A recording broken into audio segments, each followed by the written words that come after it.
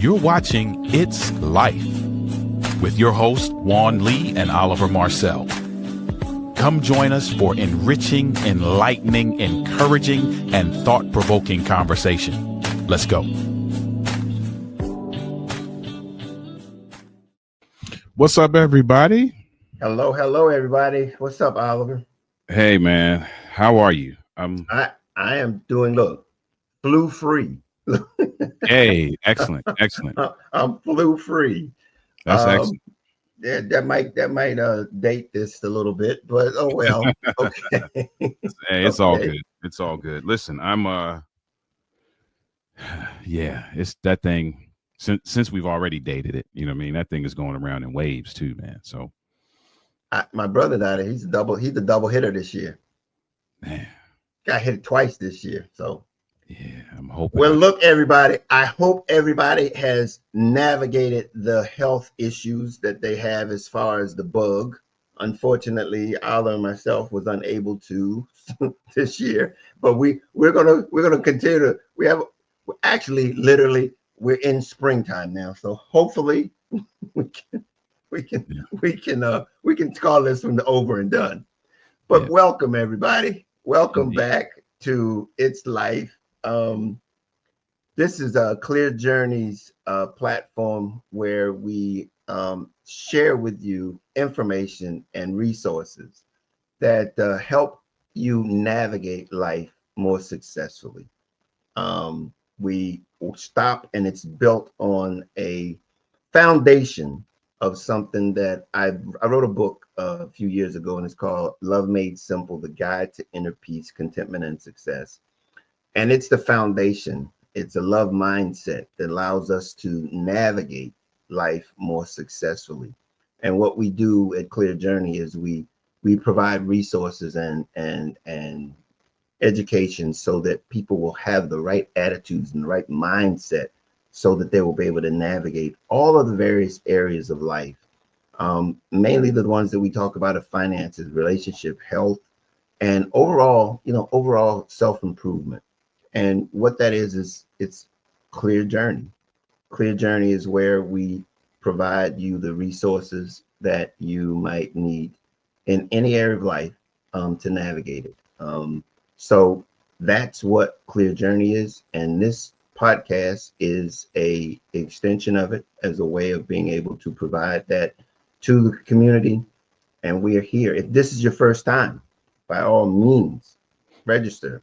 Subscribe to our YouTube channel. Go over to our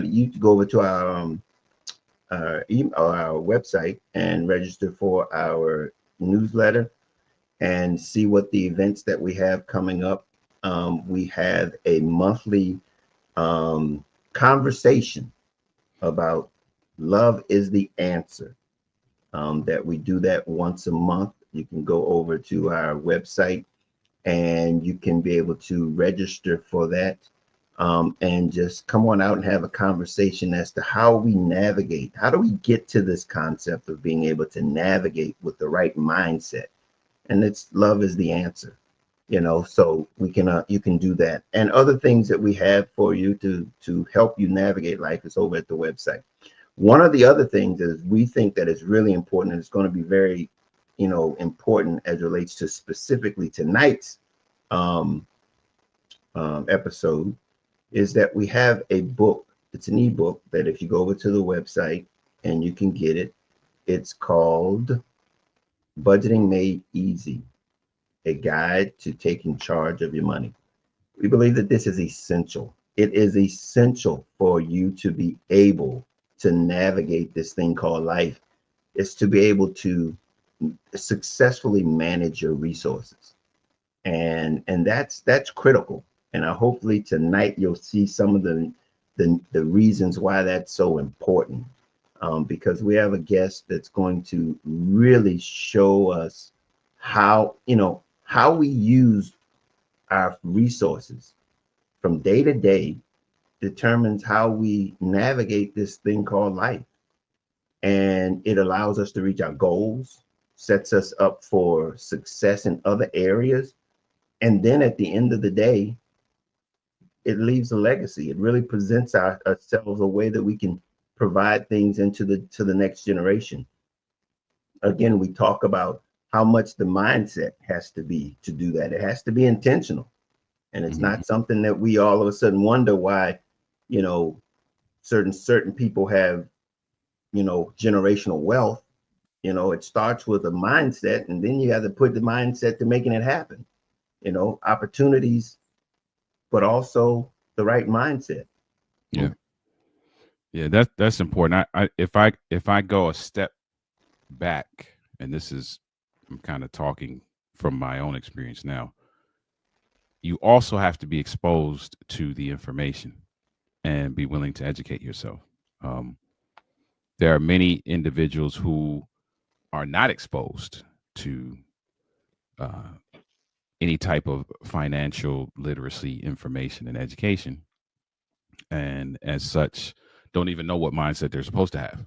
You know what I mean? So, I always enjoy getting the opportunity to sit at the feet of, as it were, individuals who are in this space, because I always learn something. And there are some things that I didn't become exposed to until much later on in life. And so I'm always eager for these kinds of conversations, because for me, they are enlightening. And so for those of you who may be watching uh, or watching the replay of this, soak in as much of this as you can, because as your mindset is being developed, as you are learning the importance of discipline and consistency, you need to know where to apply that discipline and consistency, right? And so getting this information and understanding why it's important and what are the first, second, third, fourth, etc. steps that you need to take is crucial to how you navigate life and your ability,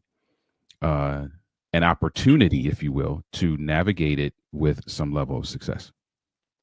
Absolutely. And that's you just stated Clear Journey's whole purpose is to make this information available with the right mindset so that you can utilize it to its fullest potential. Hmm. It's one thing to get the information, but it's sort of like an opportunity. If you can't see it, it ain't there, you know? And so what we're trying to do is to make sure that when the opportunity comes by, we're well prepared to receive it and accept it and run with the information, Yep. you know? And so that's why we have the guests like we have tonight. And let's just tell you who it is. Tonight, we have a guest who is a senior partner at Frame Wealth Partners and is a certified planner, is certified retirement counselor with a passion to help people, individual, align their wealth and their values. She empowers clients to build financial security and lasting legacies. As a breast cancer survivor, she has a deep commitment to resilience, financial preparation, preparedness, and purposeful living. She was featured in the CEO magazine. She's a trusted mentor in wealth management. Today, she shares us insights in financial planning, retirement, and creating a future of, of confidence and stability. Please welcome our guest, Annette Quigley. Hello, Annette. Hello, and thank you so much for having me. I'll have to give you $20 for making me look so good. Hey, you don't have to give it to me. You look good all by yourself. It's all right. It's all right. We I appreciate you appreciate being it. here. We appreciate you being here. I tell you, I guess we can just get started. And well, let me first. Is there anything else you would like to share before we get into the question and answers? Really, a lot of what you just said really resonated with me. We don't know what we don't know, to your point, Oliver. So hey, that's interesting, I want to learn more. But the other part of it is, where do I get that information? Who can I trust that's going to deliver that information correctly? Because in today's world of TikTok and Facebook and Instagram, and you have folks that have learned to kind of preach, this is what you should be doing, but of course they're not knowing you personally. So I think we'll get into that further in our discussion of how important it is to just find someone that you trust, that you can ask those questions to, and start that financial journey. Yeah. I think that's the first thing that we all have to know and understand. I mean, we're in a totally different information age. And so we have to be careful there. So let's start with your financial journey. Personally, what inspired you to pursue financial planning and wealth management? Well, part of it is, I grew up in a middle-class family. It was always instilled, in me to save money, but I never really had the tools to, what is a mutual fund, and what is investing, and what is a great return, et cetera. So I'm kind of a problem solver. I like solving puzzles. I like helping people. I'm, the family travel agent. I'm the, kind of the go-to in the family for a lot of things. So I came to realize that what makes me tick is being able to put that puzzle together, and recognizing that oftentimes a financial life or a family dynamic is very much like a puzzle. And how can I solve that and come up with a plan? And it's very rewarding to me after doing this. And in some cases, I've had clients now, luckily for decades, where I can actually see the financial plan that we may have put together decades ago that has finally come to fruition. The goals that we set are now being realized. In some cases, it's sad because maybe someone passed away, but there was insurance to take care of the family, or someone became ill. There was insurance for them to be able to be comfortable in a nursing home, et cetera. Or someone retired and now they're getting income and taking that trip of a lifetime. So a lot of it is rewarding to me, and I wanted more of that. I wanted that relationship. So the more clients that I realized I could help, and the more issues that came across my desk, it's never boring. It's always challenging. It keeps me, on my toes. But that's really a big part of, why I started and why I continue to do financial planning. Okay. In this process, what would you say are some of the key principles that everyone should follow when making plans for their future? Well, I think that folks need to realize that financial planning it's not just numbers. It's not really even just a particular product or a particular stock. It's oftentimes the strategy behind that. So it's kind of building something that aligns with your values, your resources, and the life that you want to live. To your point about the ebook, I think that's amazing. I often say budget, budget, budget. I know it sounds easier said than done, but we really have to try to spend less money than we make. We want to be, very aware of that emergency, type savings, because, something could go wrong with the car. There could be a medical emergency. You might need to help out a family member, and you want to make sure you're not having to be in a predicament, if possible, to put that on a credit card, especially at today's rates. So building that foundation is really key, and then basically taking it a step further to say, hey, here's my goal. Most of the time, we as people, we know what we're supposed to do. We know we're supposed to put money into a retirement, pay down our mortgage, we try to save, et cetera. But we don't really manage our money like a business. So if you think of a business says, hey, this is where I want to be in 15 or 20 years. Here's where I am now. How do I get there? And they kind of do it backwards. They don't just put money in and hope that things arrive. They go way out and say, hey, here's where I am. How do I get there? So when you do that, you kind of create a foundation. So now you have something that you can go back to. It's a repeatable process. So you know when to pivot, you're tracking, you're measuring, and now you're understanding, and in some cases celebrating successes. in other cases, learning maybe from some failures, but it's always keeping you on that forward trajectory so that you're able to eventually realize those goals. Let me ask you a question there real quick, because you said something about go to the end and then work backwards, basically. Mm-hmm. What defines that? How do you define going to the end? Is that a dollar amount, or is that a event? What is that? So it's basically when you work with a financial planner, more often than not, we will have a financial planning software that we're affiliated with. So it starts with just a conversation. I would like to retire at 62. But what does that mean? Will I have enough money to do that? When should I take Social Security? What is my lifestyle now? Am I going to need that same income, in retirement? Do I have enough saved to, duplicate that? So really it's just about, this is what I would like to do. And then working with someone who says, that's actually possible. Or, well, you might want to consider working 2 more years or taking Social Security, 1 year after. And here's why. Or you can save more, or you can, limit your spending, ever so slightly. So it's working with someone that will kind of give you those, pointers, and then you can decide which direction makes most, sense for you. And then once you get that into place, again, you go back and measure it and track it to see what is working and what needs to be changed. You got some, Oliver, because I got another follow-up. So yeah, so I do, but it's just really to stay in the same vein with where we are. Mm-hmm. I love that you said that, right? Because for a lot of people, that's really their first step, is really determining where do they want to be. There's so many individuals who kind of live life on a very day to day, fly by the seat of your pants, we'll deal with it as it happens kind of scenario.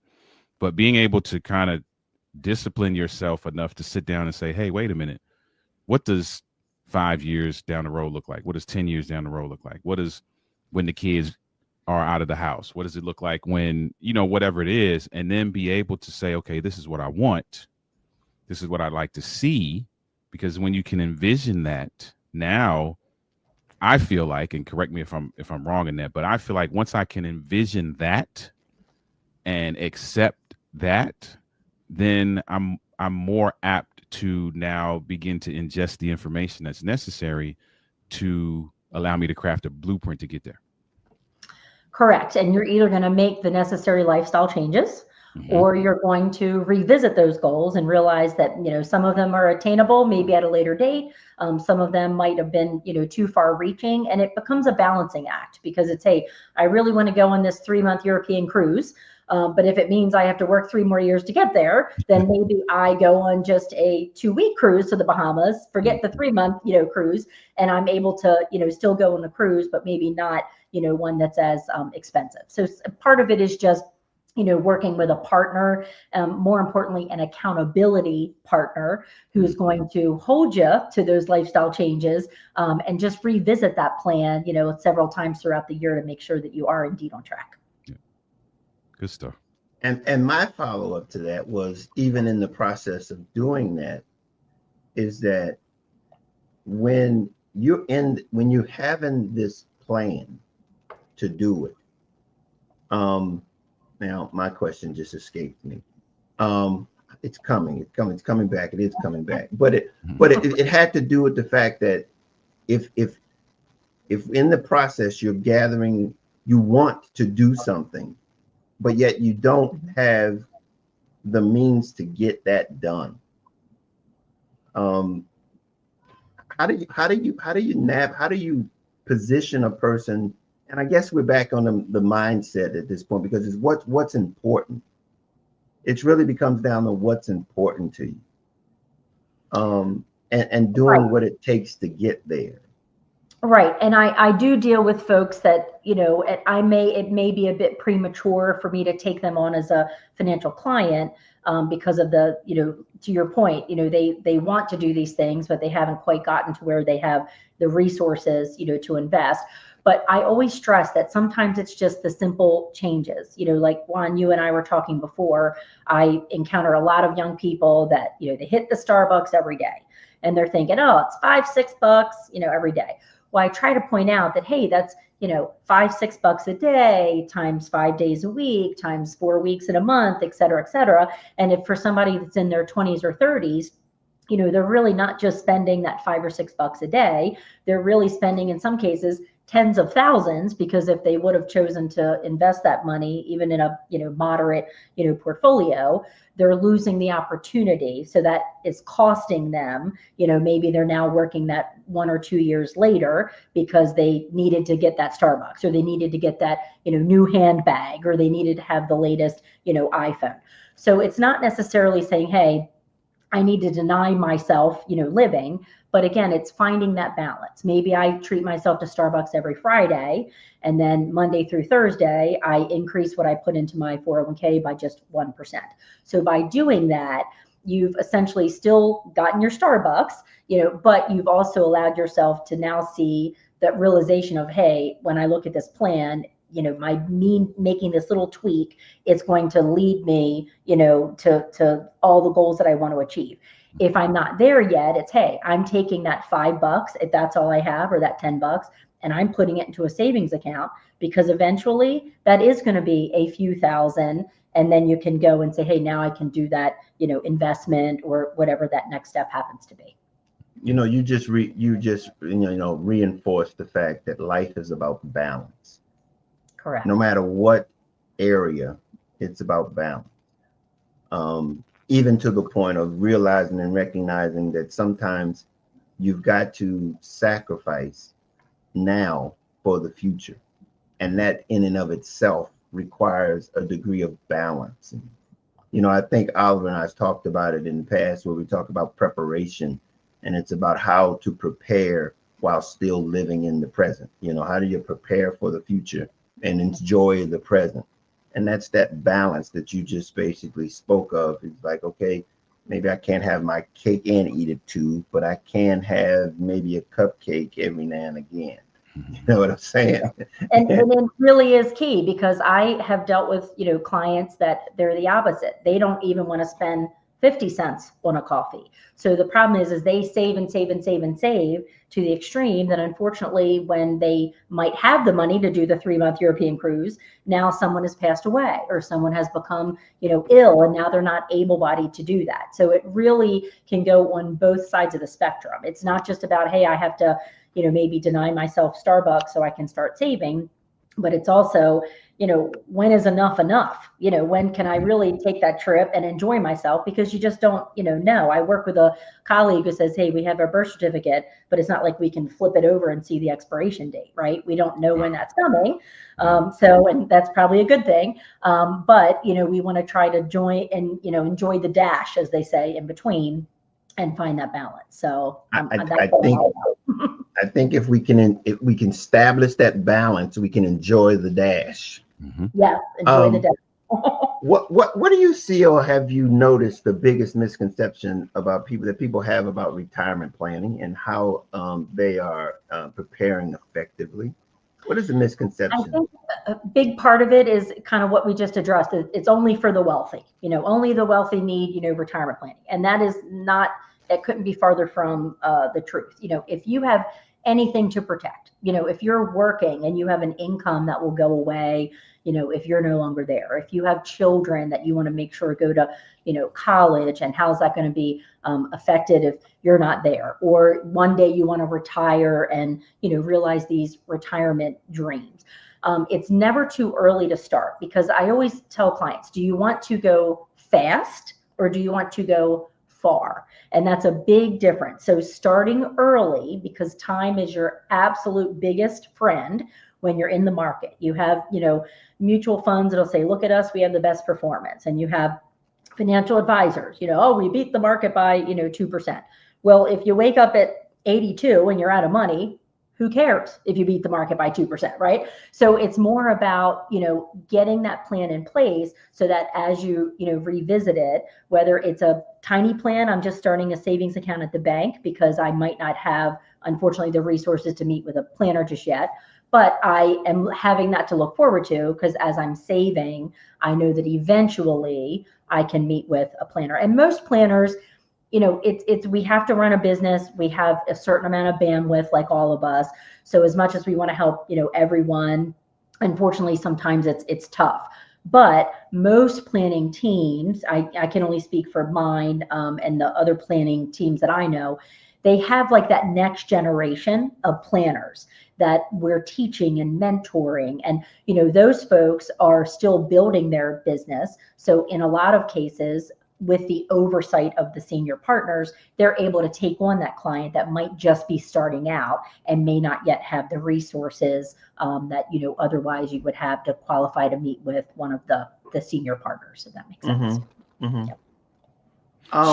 So I might be getting ahead of where we're going, but since you mentioned it was mentioned a couple of times in terms of saving to have the resources to meet with a planner and what that looks like. So I know this is probably going to be relative to individual situations, right? But if I am one of those individuals who I'm like, man, I don't think I have what I need right now to meet with somebody, what should be a goal of mine in terms of, okay, I'm putting the Starbucks to the side, or I'm not doing XYZ so that I can get to what space?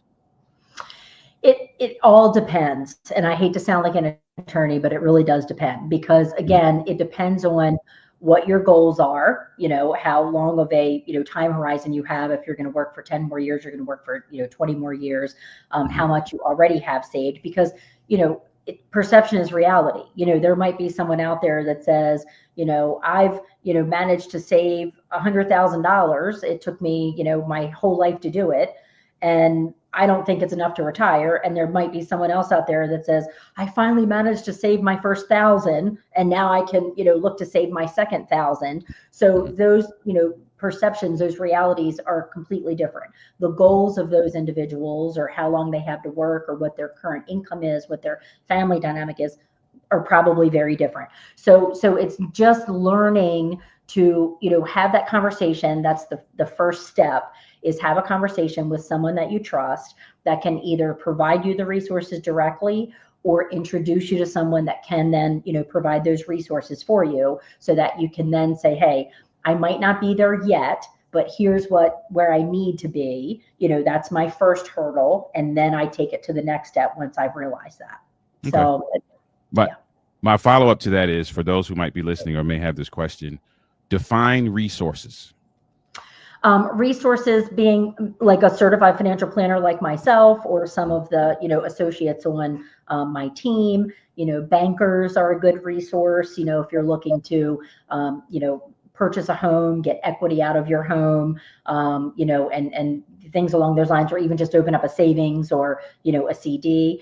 The internet, we all have Google. I honestly would not say is the best resource, only because it can almost be overwhelming. If you, Google a simple question, you're going to get probably 10 different, opinions on that, question. So I would say go with a real person. We all have AI, ChatGPT, Google, and what do they say? 70%, I guess, of what you Google, you can actually believe to be true.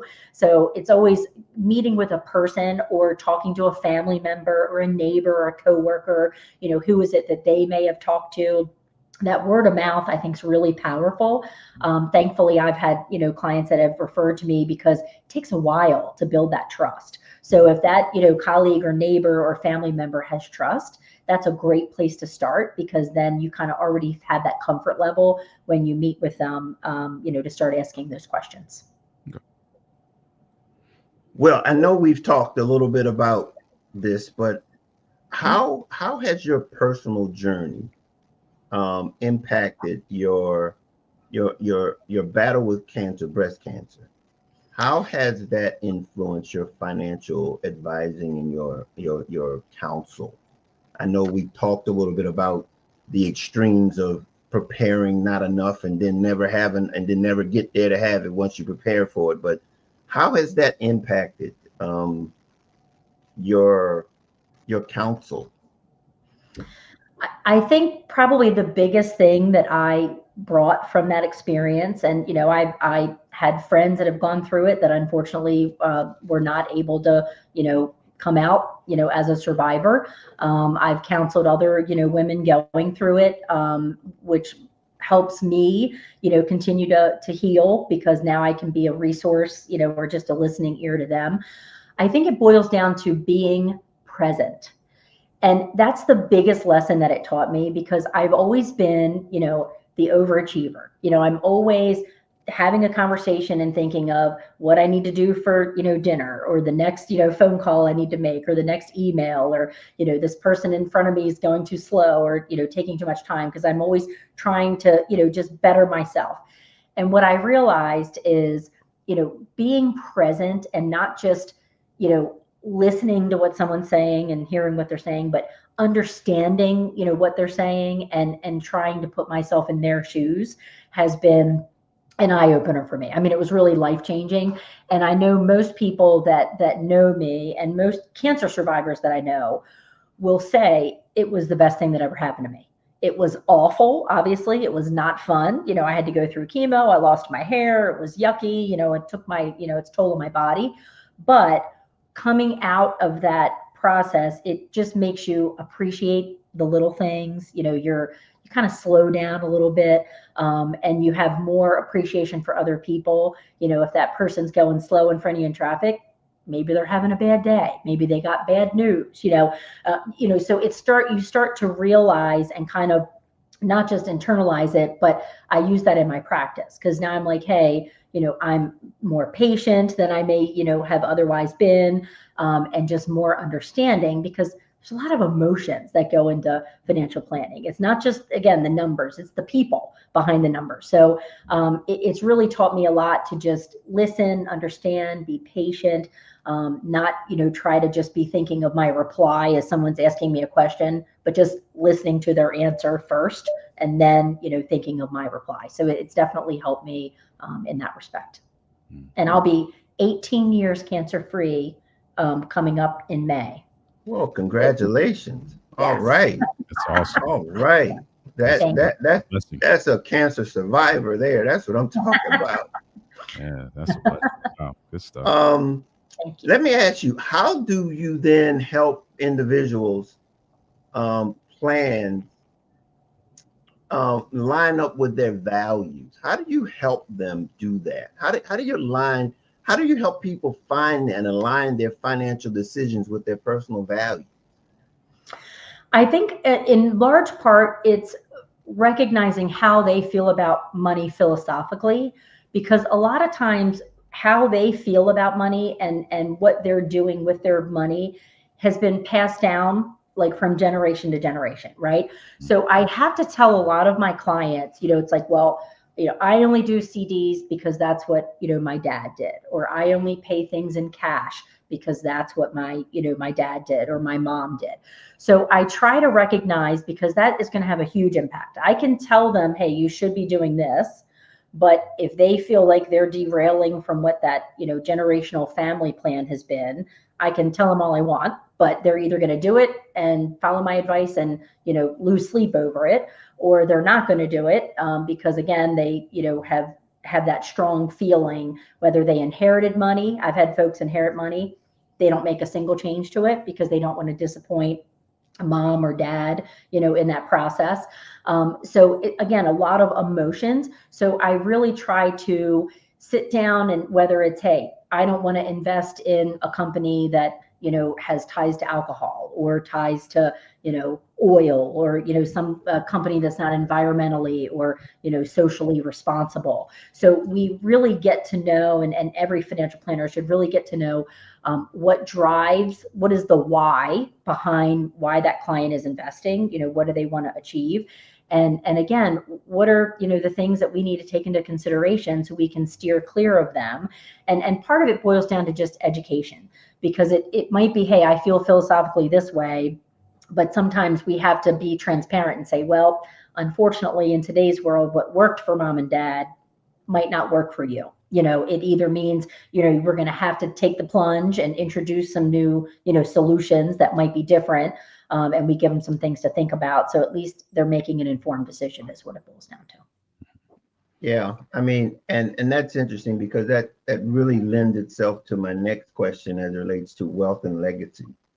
Mm-hmm. And how do you advise people in creating a lasting financial legacy for their family and communities? I mean, you just basically, is it a little bit more than what you just said? Because I mean, when you have, the thing that came to mind when you were saying that is that for many times, people leave houses. Mm-hmm. Houses. Come on now, houses. And they leave these houses and it's divided into thirds. Okay. Into thirds, fourths, and fifths. And yet that house is probably 80 years old, 50 years old. It probably is in not the best of shape. Mm-hmm. And yet mama left it. Right. Mama left it. How do you help people navigate situations that emotions are involved in situations like that?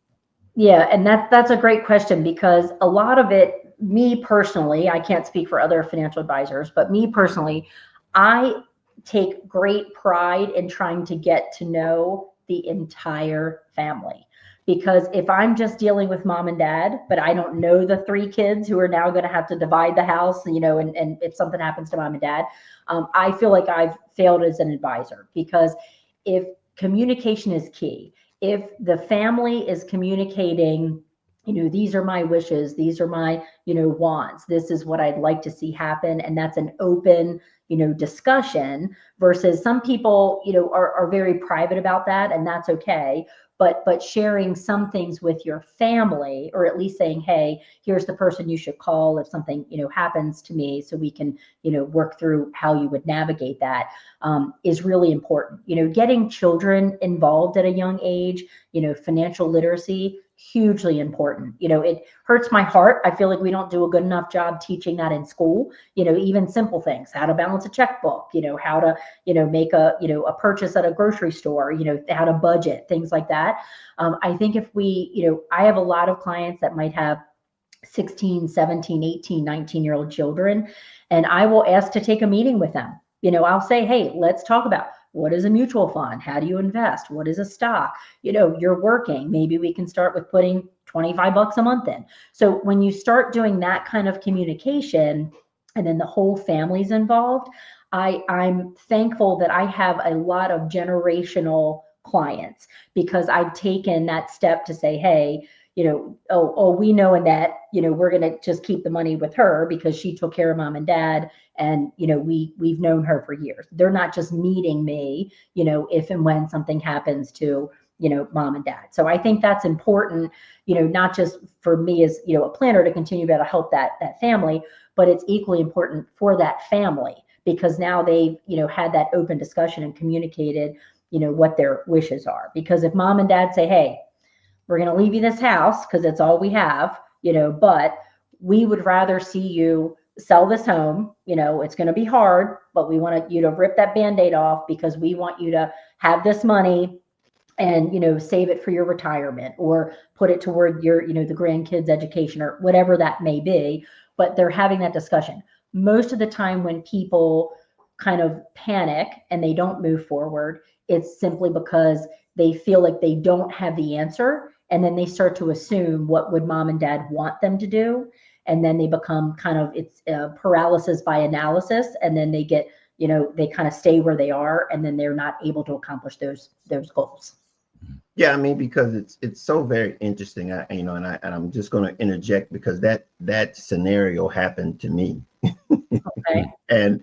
And so it's like, and the thing about it is that we heard the stories even as they were getting older, as they Mhm. got older, and it was like you always have a place to stay. If whatever you needed a place to stay, you'll have a place to stay. But unfortunately, that's not what happens 50 years down the road.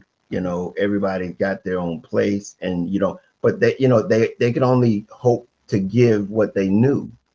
And Right. so you end up in a situation where you really, you know, have to make a decision, because in essence, what they were saying is that they're trying to take care of you.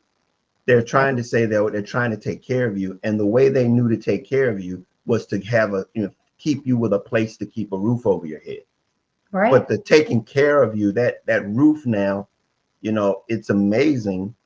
That roof 50 years later was worth 30 times as much as they paid for it, Mm. Right. 40 times more than they paid for it. Right.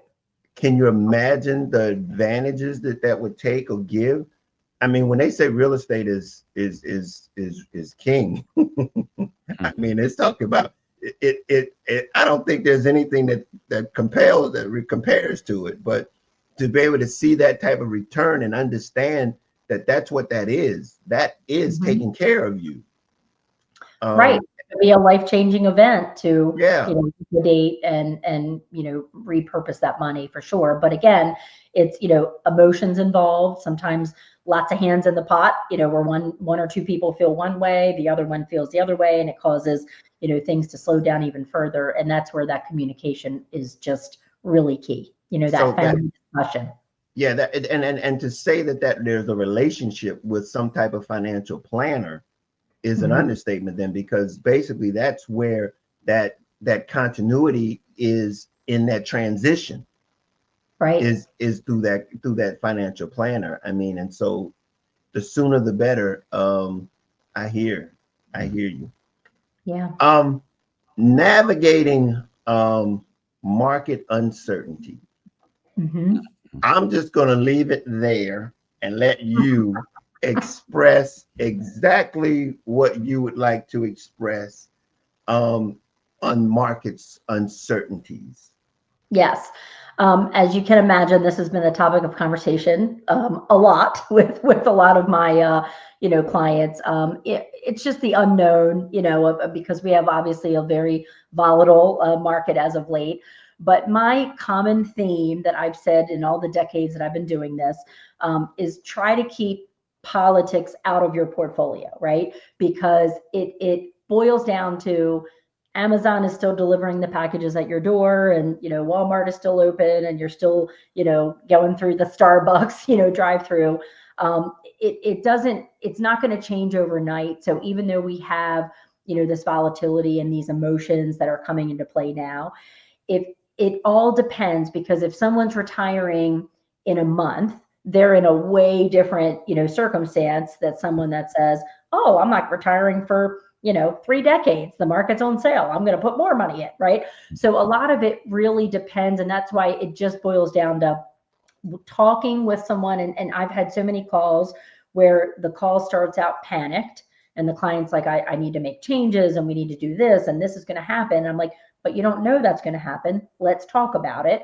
So at the end of the call, it's, hey, just thanks for talking to me for a couple of minutes. I feel better now. So I think part of it is, if you have a trusted friend or financial advisor, or, coworker, just staying the course is one attitude to have, but staying the course in a properly positioned portfolio is really key. Because I've had some clients with, oh, I don't look at my statement, I just stick it in the door, it's going to get better. Yes, but if your portfolio is not properly balanced and you have a lot of volatility, it maybe takes you longer to recover than somebody that's in a diversified portfolio. So it really is key to look at the investment, but more importantly, to talk with that trusted advisor, so that they can say, hey, you're retiring at the end of the year, maybe we do take steps to reposition your portfolio into something that can limit losses. Or, hey, you're young. Let me tell you why this isn't such a bad thing, because now you're, buying shares of stock on the cheap, when you put into your, 401k. So a lot about it is just that, letting them make that informed decision. And honestly, when you work with an advisor, should never be the advisor talking at you. It should always be a partnership where the advisor may say, this is what I think you should do. And the client still may say, I appreciate you, but not doing it. I'm going to pull out of the market instead, or I'm going to do this instead.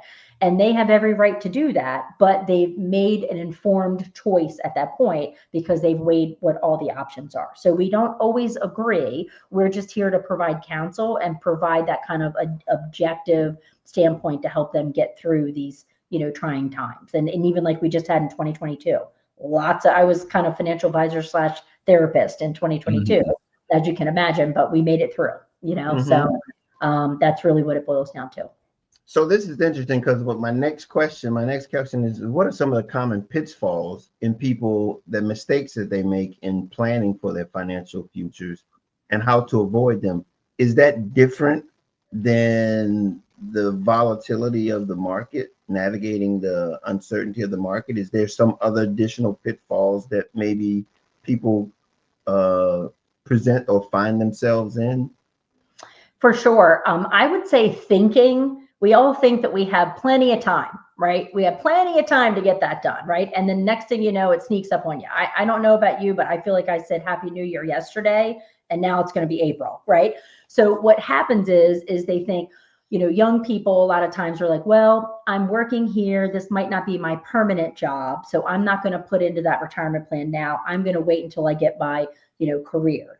Not realizing that monies that you put into a retirement plan can be transported with you. So why wouldn't you start, to take advantage of that, and then just take it with you, and then take it with you again, or again after that, until you find that, permanent solution. Because a lot of times, again, it's not about going fast, it's about going far. So time in the market is your very best friend. It doesn't matter. There's no fancy solution, that's going to, make you better off if you're starting, saving at 55. Unfortunately, you're not going to be in a position as someone that starts at 35 or even, 25. So a lot of it is, hey, it's never too early to start. And just make sure that you're doing a plan that aligns with what your values are, and that's going to help you meet what your goals are. I stress that because retirement for some people is, I just don't want to set the alarm on a Monday morning, and I want to spend more time with the grandkids, maybe take a weekend here and there to Ocean City. Retirement for other people is, I want to buy the car of my dreams and I want to go on a European vacation. Obviously, that person's going to require more resources than the person that says, hey, I just want to have enough money to tithe to my church, and I want to have enough money to spend with my grandkids. And so it's planning and aligning for that is first and foremost, but it's never too early to start. That's a huge pitfall where I see people that delay and they think, I have kids in college, or I have this going on, or I have that. I'll get to that retirement savings down the road. And then next thing you know, 1 year turns into 5, which turns into 10. And now they're trying to make up for that lost time. That mindset is fascinating to me.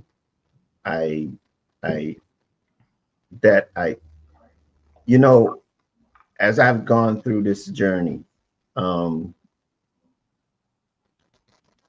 I look at the end of this journey. It's sort of like what you're saying as far as planning. And I go to the end of this journey, and I find myself at the journey going like, okay, how does the end of this journey end? What does the end of this journey look like? Mm-hmm. It's either going to be a whole lot of life left at the end of money, or a whole lot of money left at the end of life, right? But here's the question. Here's the thing that really gets you stimulated or gets you motivated. No matter when you come to if you're 30 years old, 20 years old, 15 years old, however old you are, this road is going to come to an end. And the things that you were able to do in the middle of this journey, you will not be able to do them near the end of this journey. Right. You won't be able to do them. So the concept of preparing for a time when you won't be able to do it comes into light. And the only way that you don't prepare is that you don't believe that you're going to be there. Because there is no alternative for preparing or for you to be sustained there. There's nothing there to sustain you, because if you think about this journey, it's you're working, you're producing, you are producing the whole time. But there's going to come a time where you can no longer produce. Correct. And not even that, even if you've produced to the point that you can retire quite comfortably, you go through stages of that retirement as well, because now it's, I'm in the go-go years. I'm ready to travel. Let's do it. Let's, get it done. And then you get to the slow go years. And then unfortunately you get to the no-go years, right? You've kind of gotten to the point where you're, perfectly happy in your easy chair, just, watching rerun TV and just hoping you're thankful for a good breakfast and a nap, right? So a lot of it is, to your point, it's I'm producing, but, again, circling back to the beginning of, our show is how do I find that balance? Because am I going to produce and produce and produce and create enough to give my own self a paycheck to replace what I'm losing when I retire, to accomplish what I want to retire? And then what if I get sick? And what if I, pass away prematurely? And all these things that go through my mind. And then in addition to that, it's okay, well, I have enough, but well, what if the market goes down? And what if I now have to, help elderly parents that need healthcare, or I have a child that's moved back in unexpectedly, with their child. And now I'm helping, I'm a sandwich generation helping support them. So a lot of it is when you do that financial plan, it's kind of testing it backwards and forwards and sideways and running through 1,000 different scenarios that our human brains are not capable of computing, right? So we just want to know we're okay today, that we can pay our bill, that we can have food in our tummy, we can get a good night's sleep tonight, and we're going to do it all over tomorrow.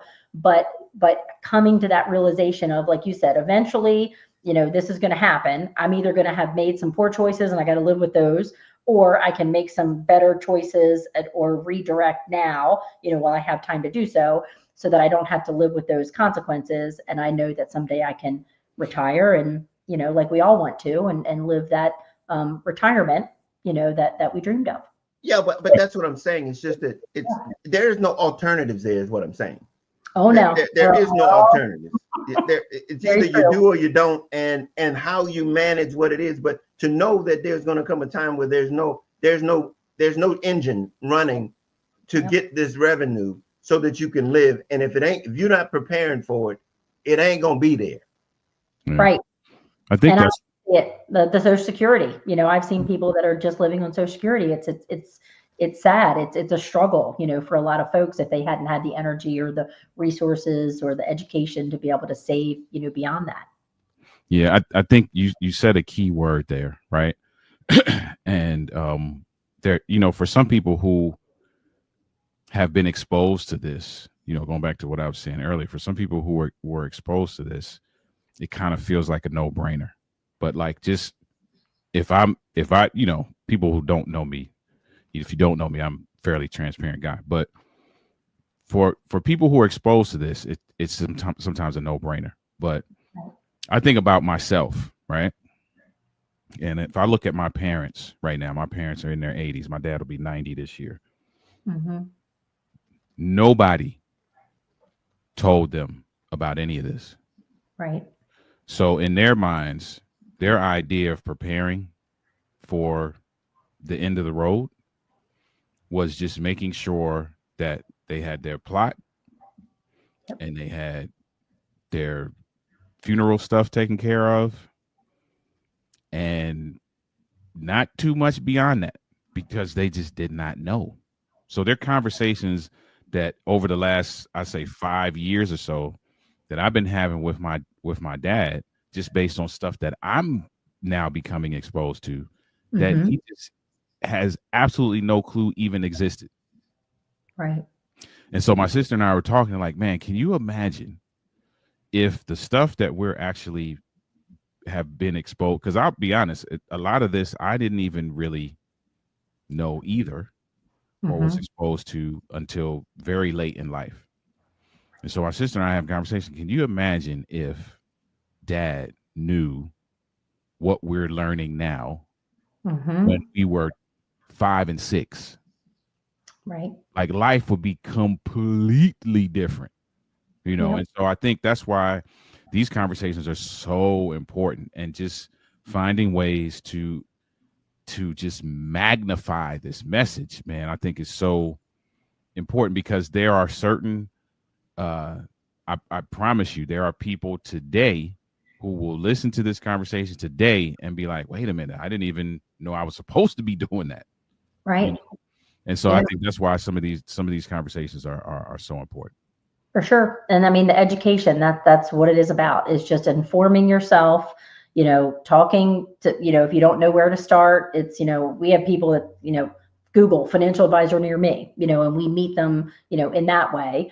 And they're able to, interview, because a lot of it is, hey, we all have the same stuff, but a lot of it is, again, who's really listening to you, who aligns with, how you feel, again, about money philosophically. So all those things are, equally important. And someone will watch TikTok and say, I want to, 15% return because the guy on TikTok, told me I could, Right. get that. I'm like, yeah, but what return did you get? Some people can answer that. What return do you want? Of course, everyone wants double-digit returns. But my question that I always ask is, well, what return do you need? And most people are like, well, I never thought about that. And that's the most important one, because the return that you need is what is aligning with your goals. You might not need to take that much risk to achieve what it is that you want. You may need to take more risk because you may be too conservative. So that means you either have to work a little bit longer, or spend a little bit less, save a little bit more, or take a little bit more risk. So that's why it's really important to just start the conversation. Try to educate yourself, but I agree. It's a generational thing. With folks, and you figure the internet wasn't around, right? So it's not like they would be able to look to even have someone say, hey, you should think about this, or Google wasn't around.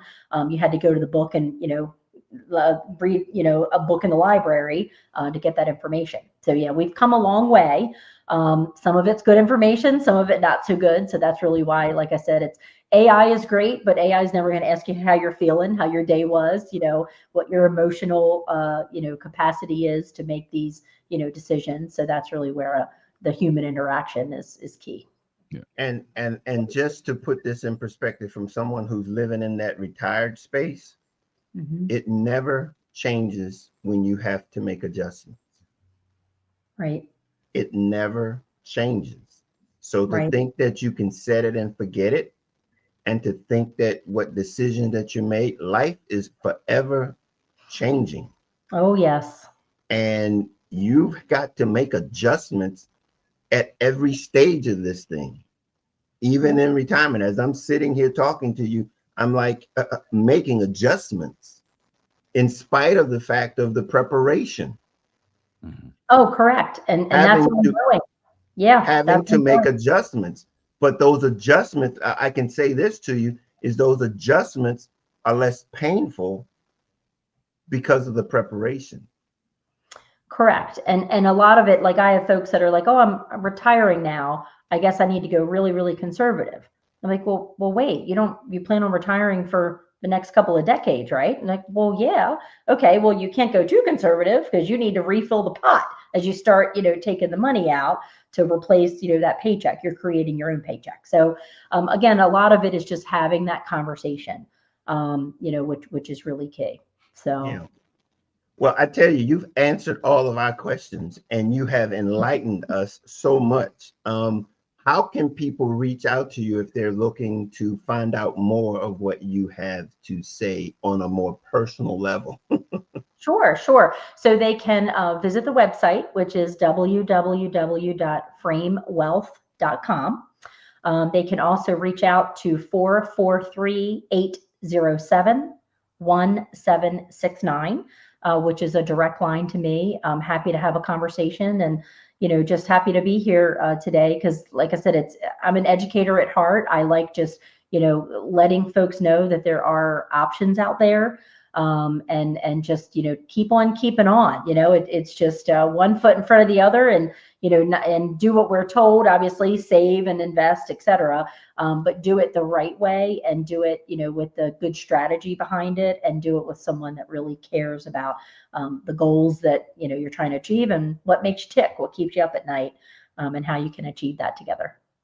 Well, Annette, I want to tell you, thank you very, very much. We've been this time has been long in coming, but I really appreciate you being here with us tonight. And if it's it, I look, the information is essential to us being able to navigate this thing called life. And You so I got it. think the more we know, the better we all are off. So thank you very much. We're going to close the show off. You have anything else you would like to close out before we go, Annette? No, thank you, Juan. Thank you, Oliver. I was so happy to be here, and hopefully it brought some value to your listeners. Absolutely. Indeed. All right. Thank you. Definitely did. All righty, then we're going to send you back, and we don't go anywhere though. We're gonna just say thank you again. All right. Thank you so much. Good stuff.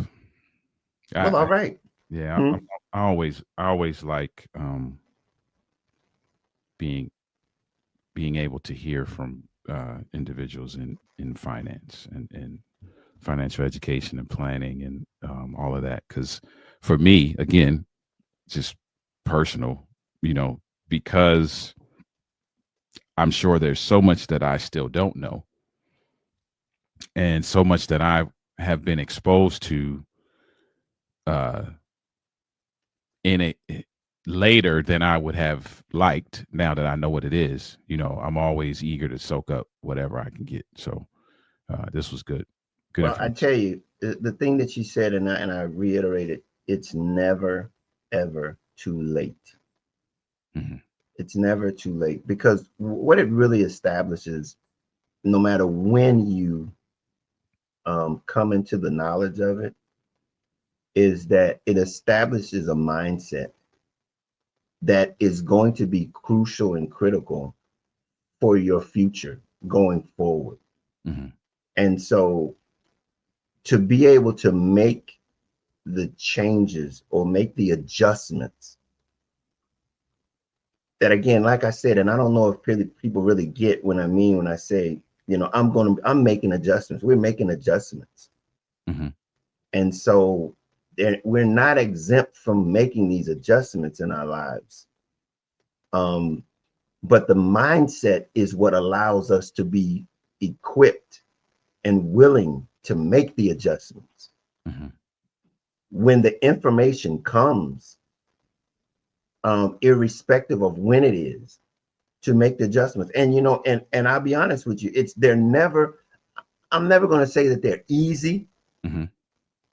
but the fact is that, let's be clear. I mean, I'm finances is always a part of your daily discussion. Hmm. What you can do, what you can do, what you shouldn't do, what you want to do, what you think you want to, and you have to make some adjustments. Right. And so, the things that she's talking about, get a team, find a resource that can provide you with things that you don't know, because I mean, one of the keys about budgeting, and it's something that I learned early on in my marriage, is that you don't know what you need to budget for if you've never had a home or house or had things that you need to budget for, Hmm. you know. But when you come up and you got a radiator that could go bad, or a roof that's going to be bad, or you got these things happen, and if you don't budget for them, you're going to find yourself short. Hmm. But you don't, if you're not you had no reason to think about those things prior to that. So when you get somebody who knows some things that can say, oh, you're buying that house, things you need to consider is that water heater, the furnace, the air conditioning compressor, the dishwasher, the microwave, all of those things that you take in for granted, they need to be considered. Hmm. And so that's what finances do for you. It allows you to get ahead of the game. Look, this is my little soapbox. I'm sorry. This is my soapbox. But anyway, hey, this is Clear Journey. We want you to have the best opportunity to navigate life as successful as you possibly can. Yep. And so with the resources and the things that we provide for you so that you can be your very best. That's it. That's the nutshell. Mm-hmm. That's what it's about, being able to navigate life with some level of success. So that being said, Oliver, let people know how they can meet you, reach out with you. So if you are a social media person, the handle is right there on the screen at Denali LLC. For those of you who maybe this is your first time seeing or hearing from me, I'm an author, speaker, and coach in the relationship building and men's enrichment spaces. Just helping individuals to build and maintain their dream relationships, whether it be personal or professional. Author of the book, Overcoming the Man Laws, for the man who wants to be his best despite what he was taught. And so you can, again, find me on social media here everywhere. If you are an email person, you can feel free to email me at the email that's on your screen. Would love to have a conversation with you and help you navigate successful, healthy, thriving relationships. And support him. He is a strategic partner of Clear Journey. So we want to be able to help him and support him in any way we can. So if you need him, connect with him. Okay, we're finished for tonight. We appreciate you hanging in there with us. I know we're a little overboard, but I tell you, my little soapbox, I'm sorry about that. But as usual, we can't change life, but we can help you navigate it. Until next time, we'll see you then. Later.